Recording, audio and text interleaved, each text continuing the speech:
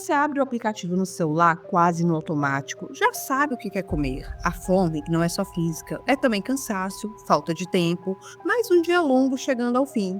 Você escolhe o restaurante, monta o pedido, adiciona aquele item extra que parece pequeno demais para fazer diferença, até que chega a última tela. O valor final aparece, você olha de novo, confere se não errou alguma coisa e então fecha o aplicativo. Desiste.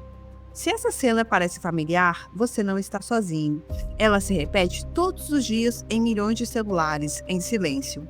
E quase ninguém para pensar no que realmente está acontecendo ali. Nos últimos anos, os aplicativos de delivery se tornaram parte da rotina urbana. Eles prometeram conveniência, rapidez e liberdade de escolha. A ideia era simples: aproximar quem vende de quem compra. Mas com o tempo, algo começou a mudar. Pedir comida ficou muito mais caro, não um pouco mais caro, significativamente mais caro. E não apenas em ocasiões especiais, mas de forma recorrente. O que antes era um hábito acessível passou a gerar frustração. E essa frustração deixou de ser uma sensação isolada para se transformar em um padrão mensurável. Um estudo recente conduzido pelo Instituto Locomotiva, com 2.000 consumidores da região metropolitana de São Paulo, revelou um dado que chama atenção pela força e pela clareza. 68% dos consumidores já desistiram de fazer um pedido em aplicativos de delivery por causa do preço final. Não estamos falando de uma minoria insatisfeita. Estamos falando de quase 7 em cada 10 pessoas. Isso não é acaso. Isso não é percepção distorcida.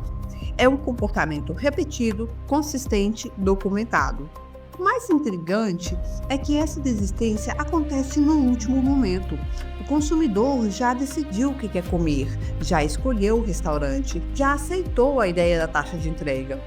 O abandono acontece quando o valor total aparece. É ali que algo quebra. É ali que a promessa de conveniência entra em conflito com a realidade do bolso. E quando isso acontece em escala, quando milhões de pessoas repetem o mesmo gesto, é sinal de que existe algo estruturalmente errado com o modelo. A pesquisa mostra ainda que 3 em cada 4 consumidores acreditam que os preços cobrados nos aplicativos são mais altos do que os praticados diretamente no balcão dos restaurantes.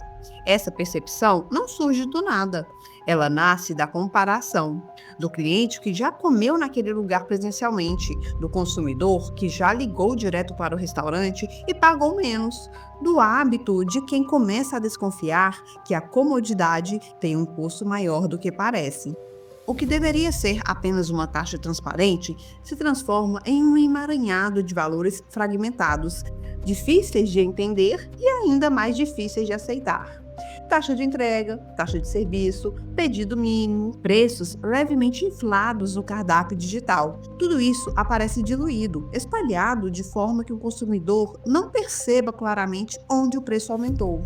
O valor final cresce aos poucos, quase sem ser notado, até o momento em que fica impossível de ignorar. É nesse instante que a frustração surge. Não é sobre pagar mais, é sobre não entender por que está se pagando mais.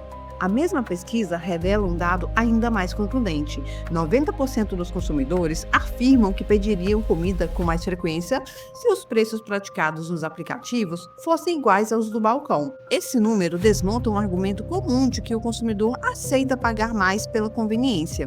Aceita até certo ponto. Quando a diferença se torna grande demais, a conveniência deixa de compensar.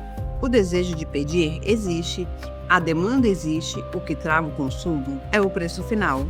E esse fenômeno não afeta apenas quem compra, ele atinge diretamente quem vende. O estudo também ouviu 500 restaurantes. 71% deles afirmaram já ter recebido reclamações de clientes por causa da diferença do preço entre o salão e os aplicativos. O cliente reclama, mas muitas vezes não entende o motivo. O restaurante, por sua vez, se vê numa posição delicada. Ele não quer cobrar mais. Ele sabe que isso afasta o consumidor.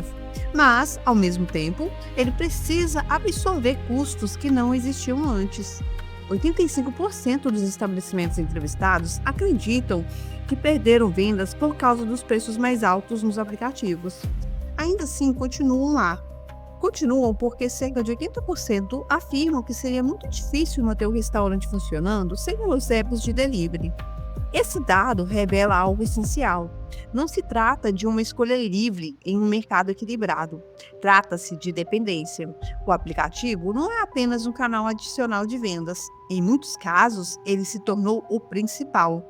Sair dele significa perder visibilidade, alcance e, em alguns casos, a própria sobrevivência do negócio. É nesse ponto que a narrativa da parceria começa a se desgastar. Parceiros, em tese, dividem ganhos e responsabilidades. Mas o que os dados mostram é um desequilíbrio claro.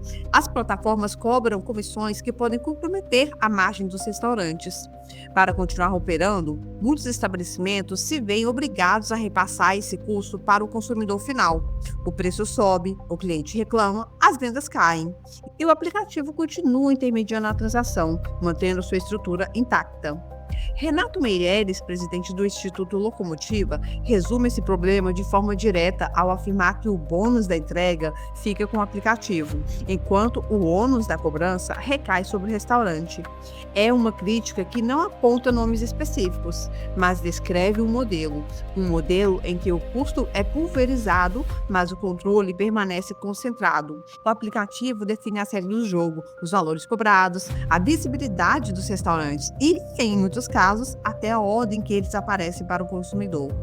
Do ponto de vista de quem pede comida, essa engrenagem é quase invisível. O usuário não vê a comissão, não vê o percentual descontado do restaurante, não vê o impacto disso na operação, ele só vê o preço final. E ao ver esse preço, muitas vezes desiste. O dinheiro some no meio do caminho, diluído em taxas que raramente são explicadas de forma clara. A sensação de estar sendo enganado nasce justamente dessa falta de transparência. É importante entender que esse não é um problema isolado de percepção individual, é um fenômeno coletivo.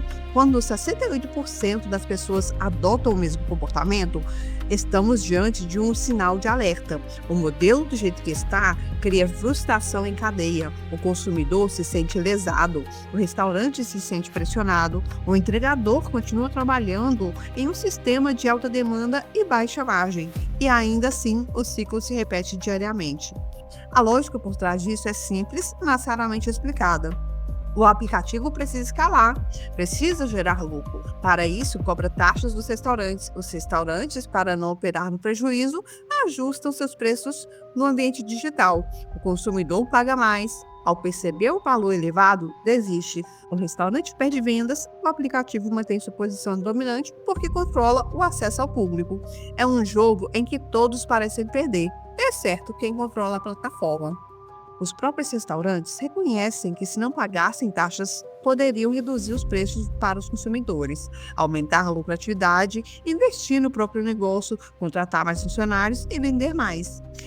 Esses não são desejos abstratos, são respostas diretas de quem vive no dia a dia do setor. A totalidade dos estabelecimentos ouvidos afirmou que venderiam mais se os preços praticados nos aplicativos fossem iguais aos do balcão. Isso desmonta a ideia de que o preço-alvo é uma estratégia voluntária do comerciante. Diante desse cenário, surge uma pergunta incômoda. Se a maioria dos consumidores quer preços justos, se os restaurantes querem vender mais e se existe demanda clara para um modelo diferente, por que isso não acontece? A pesquisa aponta uma possível resposta. 97% dos consumidores e 91% dos estabelecimentos consideram positivo o surgimento de um novo aplicativo de delivery que não cobre taxa dos restaurantes. 98% dos consumidores afirmam que usariam um aplicativo com esse modelo. Esses números revelam algo fundamental. O problema não é a falta de interesse, não é a falta de demanda, é a estrutura de mercado, é concentração. É um sistema que se consolidou de tal forma que alternativas têm dificuldade de ganhar escala. Enquanto isso, o consumidor continua pagando mais, muitas vezes sem entender o porquê.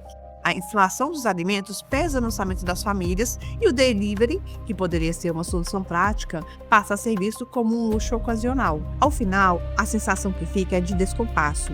O aplicativo se apresenta como facilitador, mas o preço final dificulta. O restaurante quer agradar, mas não consegue. O consumidor quer praticidade, mas encontra frustração. O dinheiro sai do bolso, percorre um caminho invisível e retorna em forma de desconfiança. Quando o usuário fecha o aplicativo sem concluir o pedido, ele não está apenas economizando alguns reais, ele está reagindo a um sistema que deixou de fazer sentido. Talvez a grande pergunta não seja por que pedir comida ficou mais caro. A pergunta real é onde exatamente o seu dinheiro está ficando pelo caminho.